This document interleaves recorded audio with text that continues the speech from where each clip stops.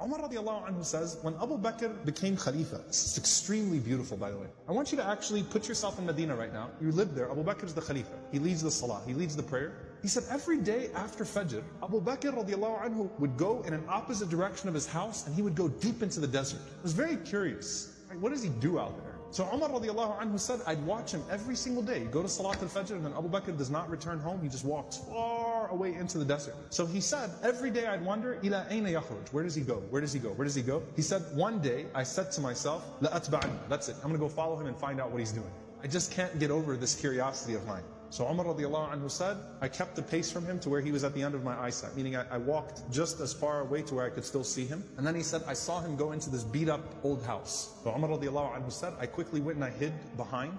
And he said, he spent a long time in there. It wasn't like a short amount of time. He spent a long time until after the sun was up, meaning it was getting hot. This is after Fajr, this is way past Duha, way past sunrise. And it got hot, and then Abu Bakr radiallahu anhu left the home, and he made his way back to Medina. He said, this is way out of the city of Medina now. This isn't even the city of Medina right now. Way out of the city of Medina. So Umar radiallahu anhu said, I waited until I could no longer see him, meaning he made his way back to Medina. And Umar radiallahu anhu said, I knocked on the door, okay? And he said, this woman opened the door. She was elderly, she was frail, she was blind, and there were a bunch of little kids running around, okay? So I said to her, Assalamu alayki, ma sha'nukum ya amatullah. So peace be unto you. What is your situation, O servant of Allah? And she said that I'm a blind woman, and I have no one to take care of me, and I also have these orphans with me. You know, and the implication, Allahu A'lam, her kids died, left behind, these are her grandchildren, or these were orphans. Somehow, it's her, and it's some orphan children. And she says, I have no one to take care of me, and these orphans. Umar radiallahu anhu said, who is that visitor that comes to you every single day? The answer,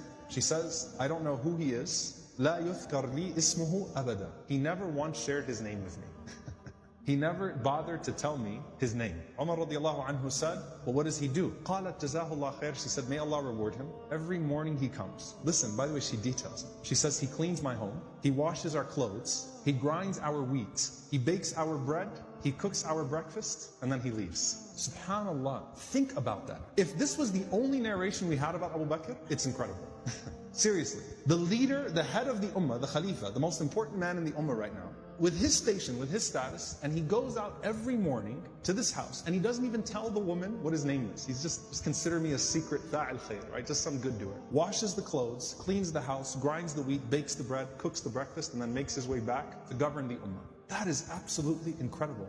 Umar radiallahu ta'ala anhu says, every single day, like, is this really what he does every single day? She said, every day, may Allah bless him. Umar radiallahu anhu said, do you pay him anything? She said, nothing. Umar radiallahu ta'ala anhu started to cry, and he said, أَتَعَبْتَ الْخُلَفَاءَ بَعْدَكَ يَا أَبَا بَكْرِ. You have exhausted every successor of yours, O Abu Bakr. You've exhausted us. Anyone that comes after you is exhausted.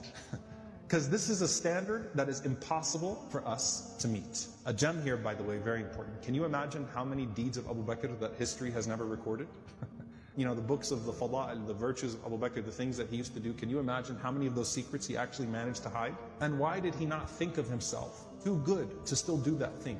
And by the way, a lesson for all of us. If you're someone who does some khair that everyone knows about, you better have some khair that only Allah knows about, right? You better have some khair that only Allah subhanahu wa ta'ala knows about. And let it be an involved khair too, okay? An involved form of good. Not just a secret charity, but this is something that has a spiritual reminder and effect on him too, right? Going and visiting this elderly woman and her orphans every single day and doing those things.